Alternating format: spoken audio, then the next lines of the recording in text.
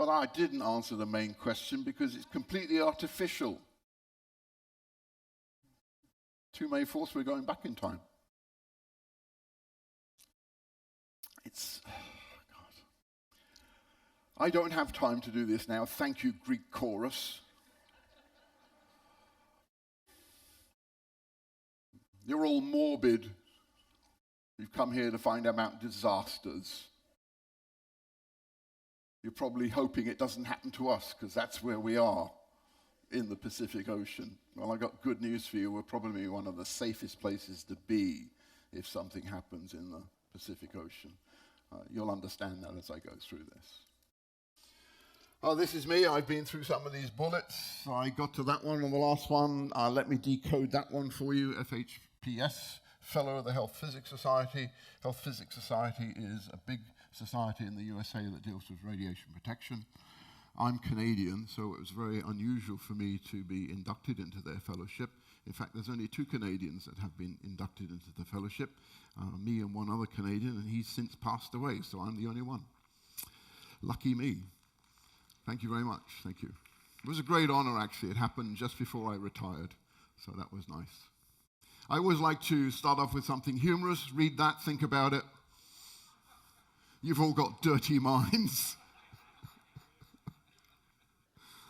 Right, enough said. And for those who didn't understand it, please do not ask me afterwards to explain it. Ask somebody else. Right, let's start with earthquakes. We're going to go through a few natural disasters, and we're going to start with earthquakes. So as you can see, this is sort of something typical that may occur after an earthquake. So we'll look at the cause, we'll look at the seismic tremors, we'll look at magnitudes, and we'll look at the destruction and also the distribution of these. So here's another example. And that was in China in 2008. And some of that actually, you can tell from the way that this building has sunk over, that will have been caused by liquefaction of the ground underneath from the shaking, because that can occur too. The shaking from the earthquake can liquefy the soil, and then buildings like that tip over. So that's most likely what happened to that one. Right, the Richter scale, I'm sure you've all heard of this. We talk about earthquakes, we say it's a magnitude this or that or the other, 6 or 7 or 8. And what does it mean? Well, it was developed by Charles Richter. There he is, passed away in 1985. And we start at 1 and we go all the way down to 10. Hopefully we'll never get one of those. They're sort of predicted to be one every 1,000 years or so. And as you can see, these small ones, they occur every day. You don't feel them. And then as we increase intensity, the frequency decreases, fortunately. So then it goes from daily to monthly to yearly and then to rarely, which is the most powerful ones. And each time we go from a level, say from 1 to 2 to 3 to 4, we've increased the severity by a factor of 10. So while it looks like a linear scale, it's not. It's what we term in science a log scale. I'll give you an example of that in just a second. So if you go all the way from 1 to 10, there is 1 billion in terms of the range of severity, which is a lot. All compressed in 1, 2, 3, 4, 5, 6, 7, 8, 9, 10. We have a range of 1 billion in the force of the earthquake. So here's an example of log scale, so you can see what I mean. Over on the left, I've plotted some numbers linearly. So here's some numbers linearly going up to 100,000. And then the advantage of replotting things in log scale is all this data that's clustered here, we can spread out. So that's the purpose of log scale in science. It's to spread out the lower data compared to the higher data. But it really doesn't help you if you don't think in log. If you can only think in linear, think, oh, well, 5 to 6, that's no big change, is it? Well, it's a factor of 10. So that's what log scale is. This is all the earthquakes on the surface of the Earth over a period, looking back in time, and the color coding is telling you the depth of where the earthquake occurred. So that's the scale up there. So this is in kilometers. So where it's red, it was very close to the surface, or at least between 0 and 50, and then it goes all the way down to 700 kilometers, which is the green. So that's really a very deep earthquake taking place. We are, of course, concerned with the Pacific, which is sort of half on, half off the map. And as you can see, we've got a ring that goes round the Pacific like that. And what's causing that? Well, I'll get to the causes in a minute. It's all the tectonic plates reacting with each other in different ways, releasing force that's built up through one plate pushing up against another. And we also find that in this area around the Pacific, which we call the Ring of Fire, we have a lot of volcanoes as well. A lot of them are underwater. They don't have to be on the surface of the Earth. These are, up to date, the top earthquakes that have occurred around the planet, and as you can see, almost without exception, the strongest have occurred in the Ring of Fire, which is around here, which is where we are. We're sort of here right now. So there's been some big ones up there too. So these are the top ones, magnitudes 8 to 9, and then above 9, which is the red. Very powerful earthquakes indeed. This is a list of them. This is when they occurred. So there's Alaska, 8.7.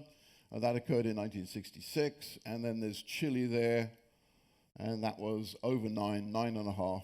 That's down over there. Be the red one, that one. And of course, they have far-reaching effects. So how do these things occur? Complex chart, and we don't need to look at all of it. There are some features, though, that explain why earthquakes take place. Around the Ring of Fire, around the edge of the Pacific, and in the Pacific itself, there are a number of subduction zones. This is where one tectonic plate is going underneath another tectonic plate.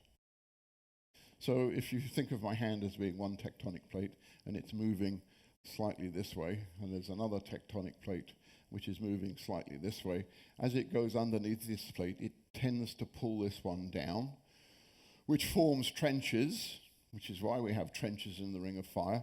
And then sometimes there will be a release of force that's pent up in this plate that's being pushed down, and it will jump up.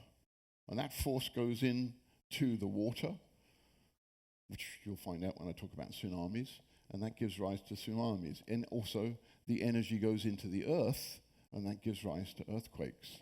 It can also happen when two plates are going next to each other, as they're sliding past each other. One will be held up on the other plate, and then suddenly it'll let go, boom, and then we have an earthquake. For those of you living in California, you're all well aware of that. You have the San Andreas Fault. And there's two plates sliding against each other, and occasionally they let go, and you've had some pretty nasty earthquakes there. 1906, was it, San Francisco? You had a really bad one. And it's predicted the next one about 100 years from now, thereabouts. We can't predict earthquakes yet, unfortunately. USGS, United States Geological Survey, this is one of their offices. This is in Hawaii, where they monitor volcanoes. This is a great source of information if you want to find out more about these events, especially in the Pacific Ocean, and also about volcanoes. So let's go through a few. This is 1868. This is Arica down here. This earthquake, as you can see, somewhere between 8.5 and 9, so in the upper level of severities. Of course, it caused a tsunami that went right across the Pacific. It reached Hawaii, it got to New Zealand, and those are the two plates that interacted. How many casualties? As you see there, 25,000. Now, 1868, the world's population wasn't as much as it was today, so that's a lot of people. If we were to sort of scale that up, that would be a lot more. It would probably be over 10 times that, I would think, today. So this lovely scene here, there's the sort of mountain that occupies the picture and your eye is drawn to it. That's not what you should be looking at. What you should be looking at here is the rubble, because that's all that's left of the town. It's gone in this particular earthquake. This is Hawaii, also the same year, but not to do with the one I just told you about, because this earthquake took place off the Big Island. It's this one here, that dot, and these other dots, by the way, that you see around the Big Island are also other earthquakes that have taken place at other times. So they do get a lot, because they're on a hot spot there. They're not actually on a tectonic plate per se, they're on a hot spot, and things happen on hot spots too. That's how those islands are actually created. from volcanic action. So that's the tsunami there. For those of you who don't think in meters, if I don't put the old unit up of feet, then yards, think yards. If I don't put the feet up and you see meters and I didn't tell you it's yards about that. So there was a big landslide also from this, resulted in some deaths. Now this is the interesting thing, this particular earthquake has led to aftershocks up to 2008. Aftershocks can go on a very long time. They don't have to be very powerful, but those aftershocks continued a long, long time after that 1868 earthquake. And of course, the destruction was widespread, and sometimes the destruction is so bad, people don't resettle, as they did in this particular case. Sapur was never rebuilt. It was never resettled after that earthquake. This is 1979 again. Smaller earthquake, still significant, 7.2. The shoreline fell into the ocean, and some of it was completely submerged, never to be used again. This is the tsunami that resulted from it. There was just a couple of deaths from this. So again, it was off that coast. And this is a typical destruction. That's one of the pictures from it. Here it is, 1975. Another one, a big crevasse opens up in the ground as the earth moves in Hawaii. Does anybody live in Hawaii? Who said yes? Why? Okay, let's move on. This is 1983, 7.2, destruction. That's a water tank. Those of you who have been there have probably seen these big circular things outside. Houses, those are water tanks. And that got destroyed. This is the 2011 earthquake in Japan that I'm sure a lot of you heard about. A very powerful earthquake indeed, magnitude 9. The epicenter was just offshore here, and it actually moved the island. It actually tilted the earth a little bit. It changed the axial tilt very, very slightly. It resulted in quite a lot of deaths, as you can see, just under 16,000, 6,000 people injured, and more missing. So the 2,600 that were missing, it wasn't because they fell into the crevasses which then closed up on them. It was probably because they were washed out to sea by the tsunami, because there was a big tsunami associated with this. You know, if you've got an earthquake in the ocean, you get a tsunami. That's all there is to it. It was, as far as we know, the fourth most powerful earthquake that has happened. But we don't know all of them. So there's the major epicenter, and then all of these other circles you see there are aftershocks that were associated with that earthquake in 2011. As you can see, lots of damage. I don't have to read those numbers. You can read those numbers yourself. And as you can see, the economic cost was absolutely enormous. Mother Nature really can give you a big hit if she wants to. And where does that money come from, you have to wonder. It's got to come from somewhere. This is how the infrastructure survives. So think about it. You get this kind of damage, how do you get help into this area? Well, it's very difficult, obviously. You've got to rebuild or do something temporary. So it really messes everything up that you take for granted. Power lines will come down, water lines will be ruptured, and all the rest of it that you take for granted, it can be all gone in a flash in one of these things when they're that powerful. Looks like a war picture, doesn't it? Well, that's one of the pictures that have come out from that particular incident, and it really does drive home, I think, a sense of tragedy that took place in this particular earthquake. And we'll talk more about some of the aspects when I get to the tsunami. Right, tsunamis. And so, yes, this is indeed an artist's impression. Could it ever happen like this? Yes, it could. We have a record of a tsunami in a bay in Alaska that was well over the height of Empire State Building, but it happened a long time ago. But yes, they certainly could happen that bad. So where does that name come from? It comes from the Japanese. I've given it for you there. And the mechanism of this, well, I alluded to this before. Let me reiterate. So when the two plates are pressing against each other. One's pressing more against the other, and then suddenly that force is released. That force goes into the earth. It goes into the water, as shown here.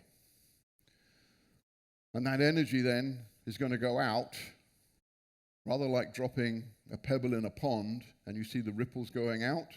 Well, that's exactly what happens to the energy in the water from the earthquake, from the tsunami. Off it goes. And we're in the best place in this ship, because when it goes out from that epicenter, it's very shallow. So you probably wouldn't even notice it. It can also be caused like this. If we had an asteroid hit into the sea, that would create a tsunami, or would create a mess as well. You can also have a tsunami created by a landslide underwater. It doesn't have to be an earthquake. It could simply be a landslide underwater, not associated with an earthquake at all, but something from an underwater mountain falling down, and that energy then gets into the water and creates a tsunami. So this is how the tsunami is formed. So in deep water,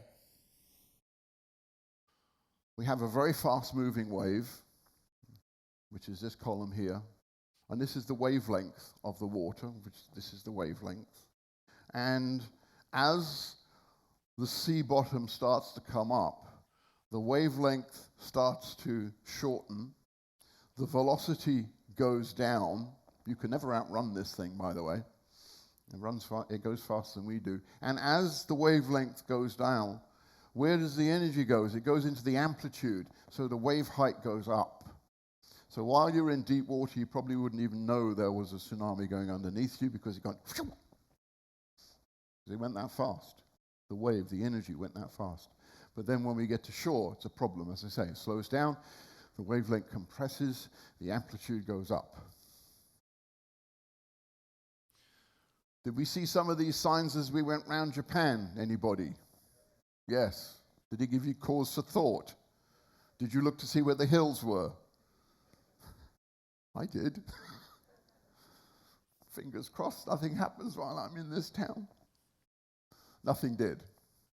This is the 1946 Hilo tsunami. There's Hawaii. There was a magnitude 7.4 earthquake up there in the Aleutian Islands. And the different contours here is the time it took for the wavefront to get to that place.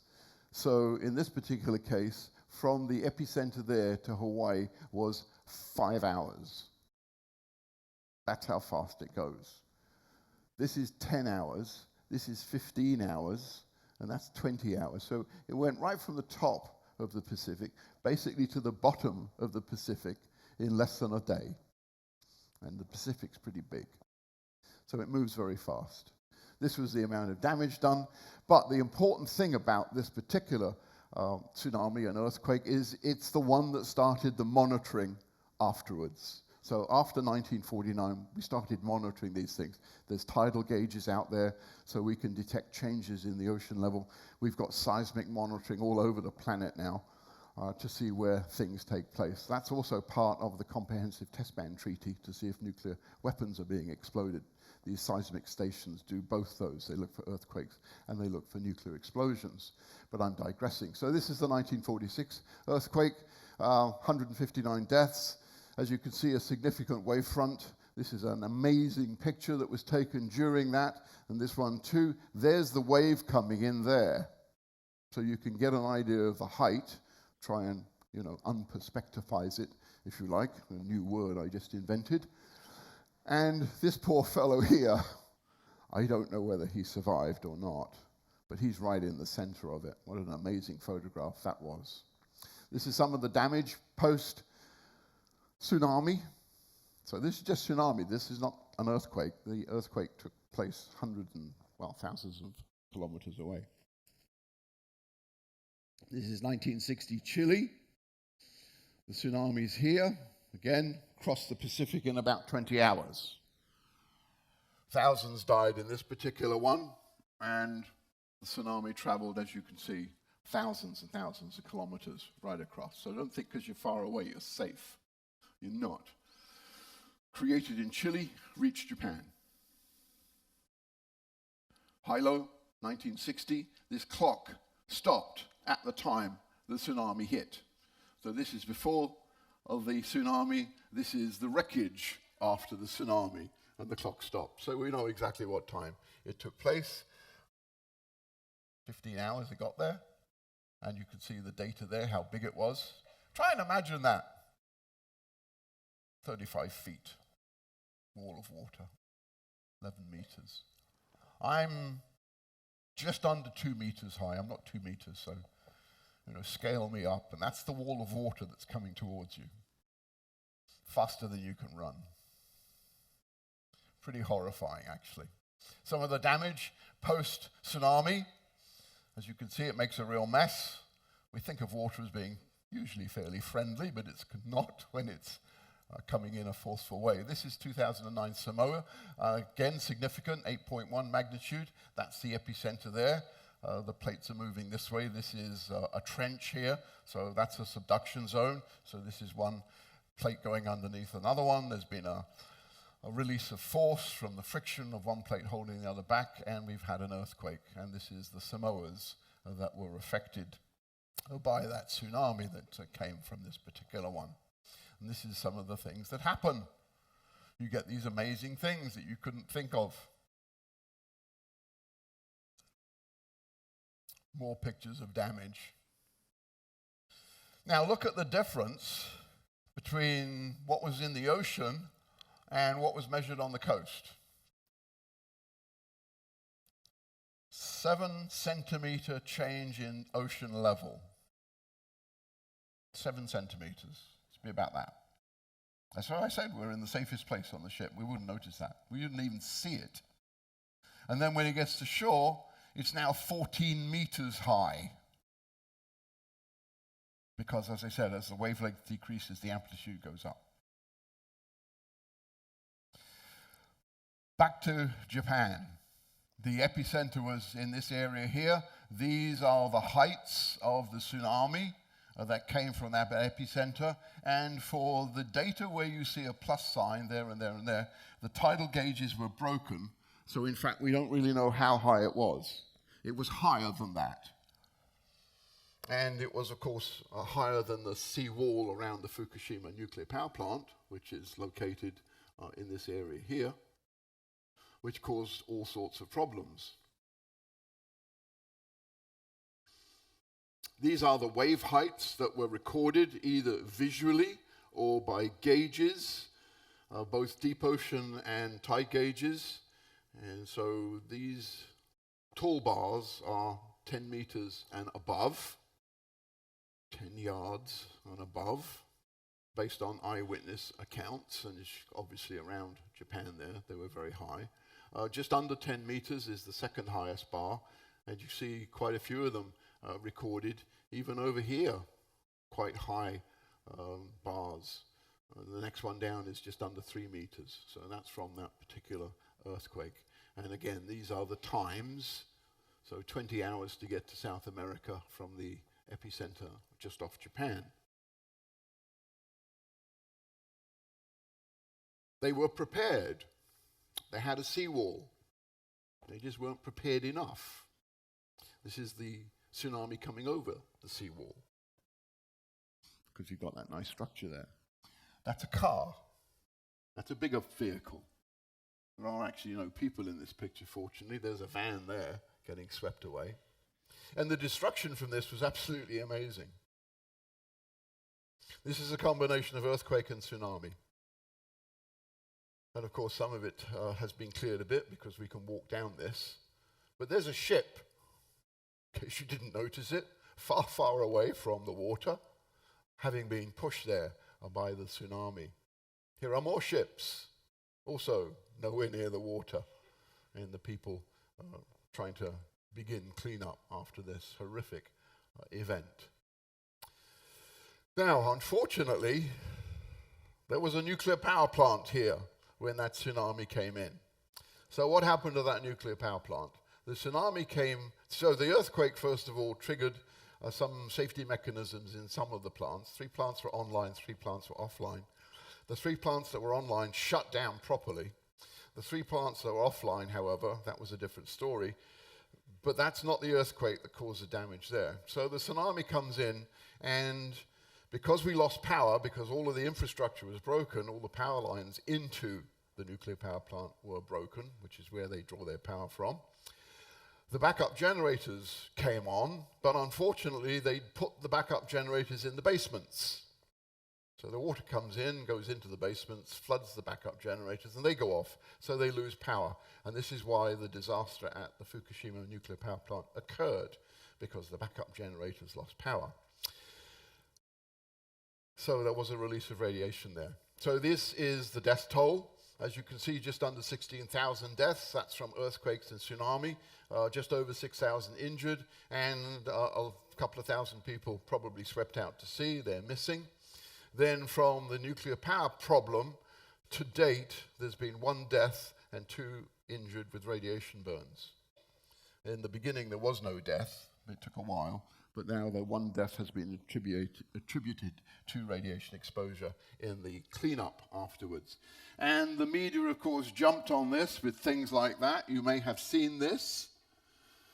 I actually had a telephone call from my mother telling me, oh dear, the western part of the USA is really in trouble. There's deadly radiation washing up on the shore from Japan. Well, in case you don't know, I happen to be a radiation specialist, so I get to tell my mother, no, sorry, you're wrong, Mum. No, it's all nonsense. But, you know, she was deluded by things like this. So this came out on the internet, and this is in the old units, but nonetheless, all of these colored areas are basically lethal levels of radiation that have been released from Fukushima.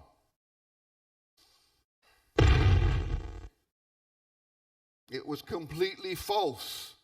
It even has the logo of an Australian institute there, which they photoshopped in. But people believed it. Now we'll turn to hurricanes. So this is how we find hurricanes. There's typhoons here, there's cyclones there, there's hurricanes there, there's hurricanes there. They're all the same thing. We have different names for the same phenomenon. This is Isabel from space. As you can see, the characteristic turning the eye of the storm, where it's relatively peaceful until the other one gets you. These are all the tracks worldwide.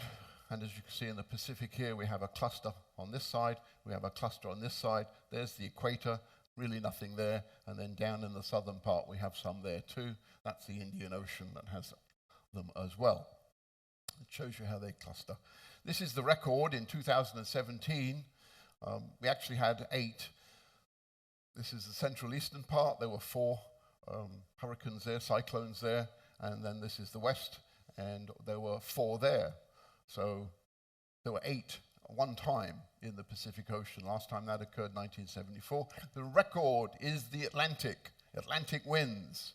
They had 5 at one time in 1970. But if you combine east and west, then the Pacific wins, because that's 8. This is what 4 of them look like. This was 2015. This is 3 Category 4 hurricanes at the same time. And there's Hawaii, just to put things in perspective for you. That's where that is. Ever been in a hurricane? 1 person, 2, 3, 4, 5, 6. Why? This is what happens. You couldn't get away in time, right? That's too bad. My mother actually went through a hurricane in Florida. She elected to stay in the house and almost got flooded out. Fortunately, it didn't happen. Now, you'd think worldwide, because we're a global community, we'd have things right, but no, we don't. This is the Atlantic. This is Northwest Pacific. This is also Northwest Pacific, according to a different agency. That's the Indian Ocean, Southwest Indian Ocean, and this is Australia and that part of the world. And this is how we classify them in their different severities. And as you can see, they don't line up. So for those of us that live on the Atlantic side of the world, we're all familiar with Category 1 to 5 hurricanes. But when you're living on the other side of the world, well, it's typhoon all the way up to super typhoon in that particular area. It doesn't really tell you much, does it? And so this one here is probably the closest to the Atlantic side, but Category 1 cyclone there is what we call a tropical storm on the other side of the world. We don't worry too much about tropical storms. We only start to worry when they're hurricanes. And of course, with Category 5 down here, last year there was in fact talk of, do we need actually a Category 6? Because these things seem to be getting stronger. Let's go through a few. This is Iniki. This is the most powerful hurricane for Hawaii. It did a lot of damage, didn't kill many people. It turned from a 4 to a 5 hurricane. So the color coding here increases in severity as we go more and more red, and then as we go back again. So Category 5 here, Category 4 there. Those are the wind speeds. Now, this particular hurricane owes its infamy, if you like, because it blew down all the chicken coops in Kauai, and this is why you have wild chickens there, due to this hurricane, because they got out and they started breeding. So if you ever go to Kauai, you'll notice chickens everywhere. That's because of this hurricane. Some of the damage that was done from this, the flooding here from the storm surge, we'll talk about that. Some more damage there. More damage. Now have a look at that picture and just imagine if you're standing in the high wind, which you may think, oh, that's not too much of a problem, when one of those pieces hits you, and then you're toast. So it's not necessarily the wind that's going to hurt you, it's what the wind is blowing that can hurt you as well. Here's a nice before and after. This is before, and this is after. And this is the family making the best of it. Typhoon Tip, the most intense hurricane on Pacific record. These are the wind speeds. It went over Japan, it intensified there. It was only Category 1 when it went over Japan, so there wasn't too much here. Only, 99 deaths attributable to this hurricane, which occurred in 1979. You see it starts there, builds, intensifies, and then weakens as it hit Japan. And that's how big it was in relationship to the United States. An absolutely enormous hurricane. Or typhoon. This is Mexico, Hurricane Mexico, a sneak hurricane, because it was tracked up this way and everybody would have expected it to carry on that way. But no, it did a right turn and went across land. So it snuck in and it lands as a Category 5 hurricane. So it actually intensified as it went onto land. And so it is one of the most deadliest ones in that part of the world. Again, there's the wind speeds, quite high, 1959. Those are the number of deaths. Now, one of the interesting things of this was this part at the bottom, not the landslide, the fact that the hurricane destroyed the habitat of the venomous animals, which then came out and bit people. So there's some more deaths attributable to the poisonous and venomous animals that were released from the hurricane that went on shore. This is Paul, September 1982. So you can see it intensifies here. It doesn't look like it's that strong, but that's where it makes landfall. But it is actually the second most deadliest hurricane, and there's the number of deaths and the damage it did. As you can see, wind speeds still significant, and lots of people evacuated. San Salvador, most of it was flooded through the storm surge, and of course that causes problems. So that's Paul. Now, are they getting stronger? One of the reasons they reach the strength they reach is the energy that's stored in the oceans. So the more energy that we store in the oceans, the more likelihood we are going to create a powerful hurricane. This is the energy stored in the oceans from 1970 in terms of heat, and as you can see, it's just continually rising. And these are different oceans here, spread out, individualized for you. That one is the Atlantic. This is the Pacific here. This is the Indian Ocean here. But as we continue to warm up the oceans, we are going to expect to receive more and more powerful storms as that energy gets fed into these events, unfortunately. Now, storm surge, something people don't necessarily think about. You always get a storm surge with a hurricane coming off the ocean. How does it work? Well, it depends on a number of factors. One of the things is the fetch, that is, the length of water over which the wind has been able to blow, so it builds up the energy in that water. Obviously, the timing of the tide, not so bad if it's at low tide. If it's at high tide, it amplifies that. and also the topography, because the energy that's stored in here acts pretty much like the same thing that happens with a tsunami. The energy then, as the wavelength reduces, the amplitude increases, and then the storm surge can reach further into land. This is in Hawaii. That's the gardens that were flooded after one of the storm surges from one of their hurricanes. This is Typhoon Haiyan. And look at the figures here. That's all, almost all, from the storm surge, not the wind damage. It's what came in with the hurricane, the water that came in with the hurricane in the Philippines. That's the height of the waves that came in. Just normal waves, not tsunamis, just waves, but they were pretty big. That can go a long way into land if you've got flat. This is the worst one. Yes, I am moving away from the Pacific, just to let you know. This is the deadliest one. This is the Bola cyclone. Look at the number of deaths and the destruction that it caused. It's the worst one on record. Everything is related to this one. That's the high surge there in the Ganges Delta, 10 meters of water, over 30 feet of water going up there. And it affected almost 4 million people. Just think about that, 4 million affected by a natural event. Okay, volcanoes. Let's have a look at those, because they're all around the Ring of Fire. So seismic tremors can trigger them. We'll get eruptions from them. From that we can get dust, which affects the amount of sunlight that comes into Earth, and we get localized heat. And what you may not be aware is you can have some very toxic fumes around volcanoes. This is the largest volcano that we know of. It's the Tamu Massive, extinct 145 million years ago. It's underwater now. Well, that's the scale of it. So as you can see, it's not insignificant. That's the Tamu Massive there. Where is it? It's in the Pacific. That's about where it is. And where are we? We're somewhere up here, or we're going somewhere up here, over to the Aleutian Islands. Again, the Ring of Fire, just to remind you, this is where a lot of volcanoes are, around that ring, underwater as well as on land. 75% of the volcanoes on planet Earth are there. Some of them are well known to you. I've listed some names there. So here's a famous one for those of you from the United States, Mount St. Helens. So this is what the mountain used to look like, and this is what it looks like today. So all that stuff went somewhere, didn't it?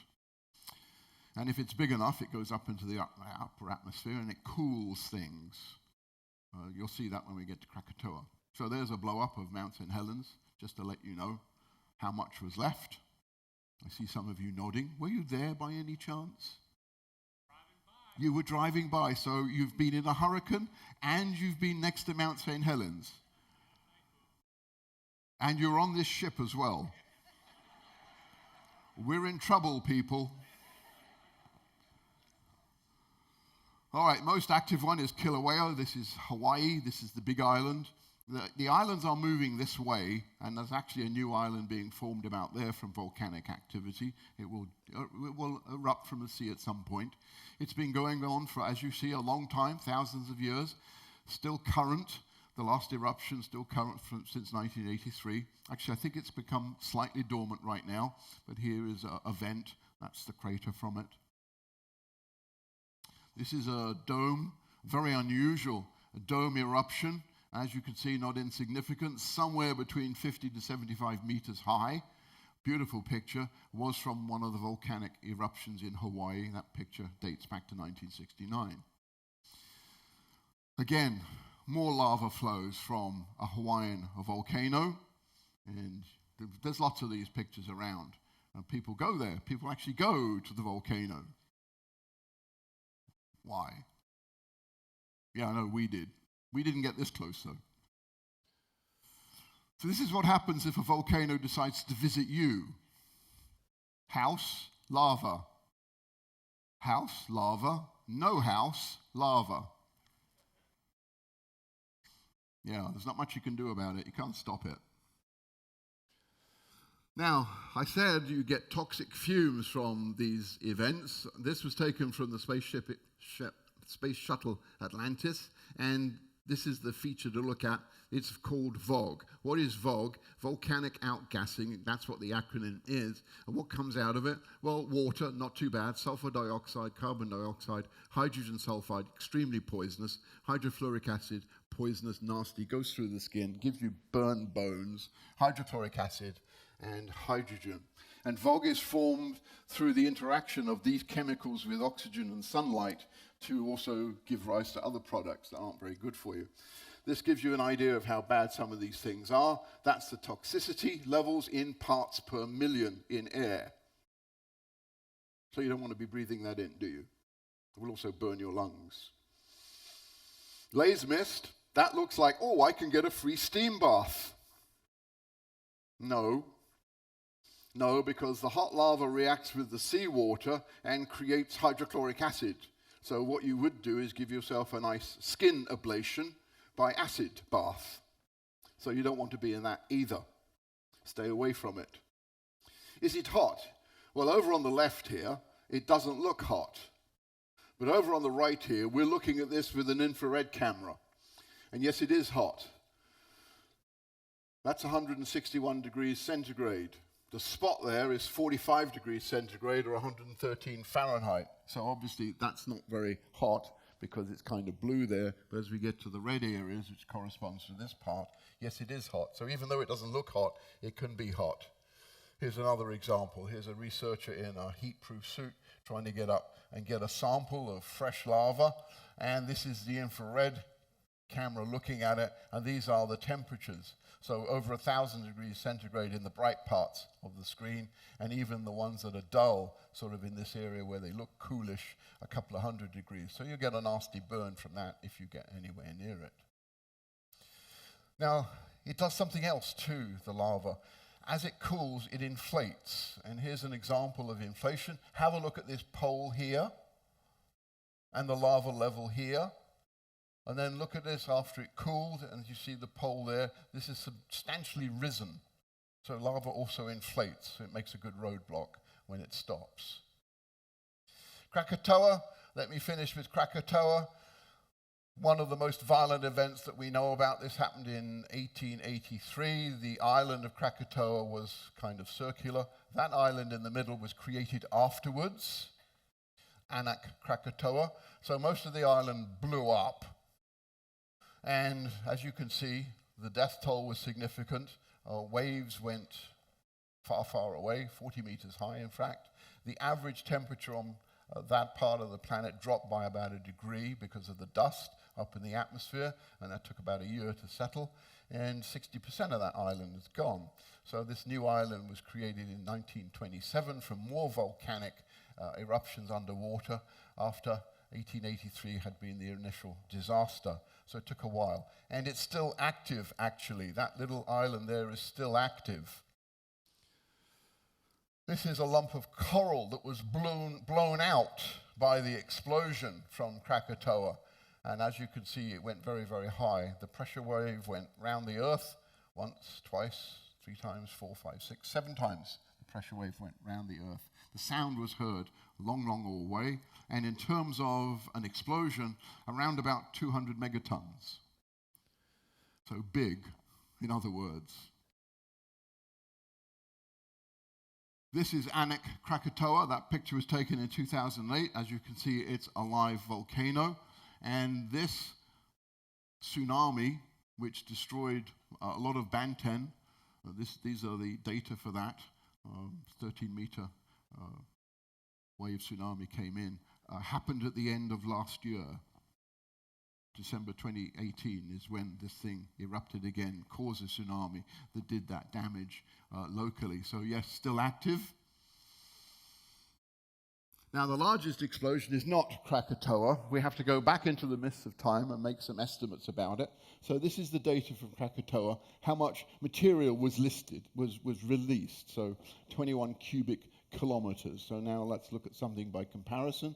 This is the remains of this one that erupted a long, long time ago, 28 million years ago, and it released 5,000 cubic kilometers of material into the atmosphere, many, many times more powerful than Krakatoa. And the equivalent explosion is now 250,000 megatons as opposed to the other one of just a couple of hundred. So yes, these things can be very powerful. If you're thinking about where the next one might be, anybody live near Yellowstone? Because there's one that can go at some point in the future. That's going to be a supervolcano when it goes. Let's put it in perspective. The one thing that wiped out the dinosaurs was the impact in Chicxulub by the meteorite that came down and impacted the Earth, and that's believed to be 1,000 times more powerful than that one. That's a natural event too. Let's hopefully it doesn't happen. It speaks for itself, doesn't it?